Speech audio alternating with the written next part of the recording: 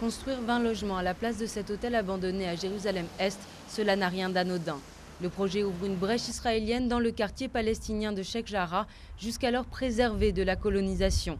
À Ramat Shlomo, en revanche, avec ses 18 000 habitants juifs, la colonisation est une histoire entendue. Mais l'annonce de 1600 nouveaux logements le 9 mars n'est pas passée inaperçue. Le vice-président américain est alors en visite en Israël. Le gouvernement Netanyahou, lui, poursuit ses propres objectifs. Netanyahou essaye d'atteindre deux objectifs, dont le plus important est de maintenir sa coalition. Et il croit toujours qu'Israël est la nation qui a le droit, en tant qu'État, de contrôler entièrement Jérusalem. Les visites de Ban Ki-moon ou de l'émissaire américain dépêché en urgence dans la région n'y changent rien. La relance de la colonisation à Jérusalem-Est provoque une crise de confiance avec l'allié américain et tue dans l'œuf les négociations indirectes acceptées par les Palestiniens sous l'égide de Washington.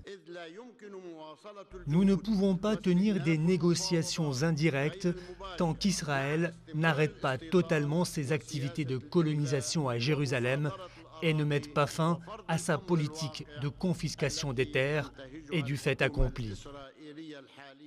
Les colons dans les territoires palestiniens, ce sont plus de 400 000 personnes. La moitié vit à Jérusalem-Est. Dans ces enclaves de Ramat Shlomo ou Aroma, les constructions semblent n'avoir jamais cessé. Ironie de l'histoire, à l'œuvre, ce sont des ouvriers palestiniens. La colonisation doit s'arrêter, ça ne sert à rien. Ça n'aboutira pas à la paix. En tant qu'ouvrier, oui, je travaille dans une colonie, mais j'ai besoin de travailler. L'autorité palestinienne veut faire de Jérusalem-Est la capitale de son futur État. Mais pour Israël, Jérusalem est sa capitale, éternelle et indivisible.